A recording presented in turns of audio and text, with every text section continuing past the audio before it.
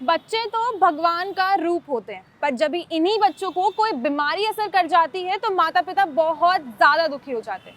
इसी के साथ जानते हैं अब हमारे छोटे से नन्हे से प्यारे से बच्चे के बारे में, उसके पिताजी से, कि उसको क्या समस्या हुई थी और कैसे उसका समाधान निकाला गया। इसको जैसे ये 2.5 साल का था, तो जैसे इसका आई कांटेक्ट वगैरह नहीं था, तो और भी दिक्कत आ रही थी, तो चेक करवाया था डॉक्टर को। तो वो कह रहा था कि डॉक्टर ने कहा कि इसको ऑटिज़म है, तो जो कि प्रॉपर ठीक नहीं हो सकता डॉक्टर उनकी लैंग्वेज में।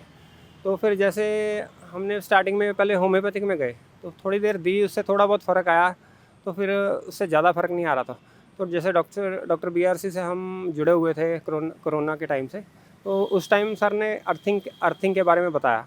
तो जैसे हमने अर्थिंग शुरू की, अर्थिंग में मैट लेके आए, उस पर सुलाया और नंगे पाँव खिलाना शुरू किया।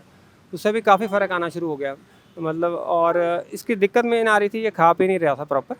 तो उसके लिए हमने थेरेपी यूज़ की, न्यूरोथेरेपी जिसका नाम है। तो वो एक प्योर इंडियन थेरेपी है, जिससे हम प्रेशर दे के शरीर को चलाते हैं।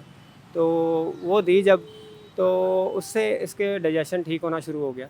जब जैसे ठीक हुआ ये, तो उसके बाद हमने ना DIP डाइट इंट्रोड्यूस कराई थोड़ी बहुत, और प्रोबायोटिक देना शुरू किया। घर में जो बीट रूट से कांजी बनाते थे, वो देना शुरू किया। तो ये 2 चीज़ें करने से एकदम काफ़ी फ़र्क पड़ा। साथ साथ अर्थिंग चल रही थी रेगुलर, और नंगे पाँव रेगुलर खेलता था।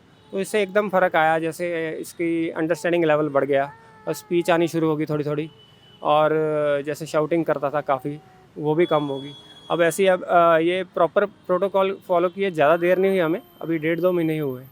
तो उससे काफ़ी फ़र्क आना शुरू हो गया। मुझे लगता है जैसे कंटिन्यू करेंगे और बिल्कुल फ़र्क आ जाएगा।